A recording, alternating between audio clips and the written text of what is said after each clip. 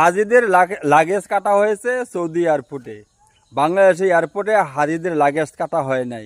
এই খবর যদি সৌদি এয়ারলাইন্সে জানতে পারে বা সৌদি সরকার জানতে পারে তাদের এয়ারপোর্টে হাজিদের লাগেজ কাটা হয়েছে, হাজিরা পানি নিয়ে যাওয়ার সময় এ লাগেজ কাটিয়া এই জমজমের পানি রাখিয়া দিয়েছে সৌদি এয়ারপোর্টে, এই খবরটা যদি জানতে পারে রে ভাই, বাংলাদেশের সাথে যোগাযোগ বিচ্ছিন্ন করে দেবো, কোনো ফ্লাইট চলতে পারবে না, এরকম সিস্টেম করে দেবো। সৌদি আরবের নাম হচ্ছে চুরি ধরা পড়তালে হাত কাটিয়ে দেবো। কারণ আমি সৌদি প্রবাসী, আমি ওদের আইন কানুন সম্বন্ধে জানি। হ্যাঁ, আর ঢাকা এয়ারপোর্টে এগুলি কাটা হয়েছে না। হাজিদের ব্যাগ কাটার জন্য ওরা মনে হয় তৈরি হয়ে আসছিল, তাহলে 150 জনের ব্যাগ কাটিয়া স্বর্ণ অলঙ্কার হীরা ডায়মন্ড হাজিরা মার্কেট করতে গেছিলো সৌদি আরবে, এগুলি দেখিয়া সৌদি এয়ারপোর্ট সামালতারছে না, সেই জন্য কাটিয়ে দিচ্ছে। শালার আমার বালা হয়ে যা, সৌদি এয়ারপোর্টে জীবনে এগুলি করবো না। ফক্কিন্নি তোদের মতো ফক্কিন্নি নজর না, আর ফক্কিন্নি না।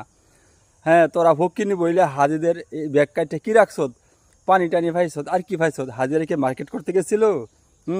যদি একটা হাজির বদ লাগে দেখবে তোদের ফ্যামিলি সহ ধ্বংস হয়ে যাবে, ধ্বংস ধ্বংস।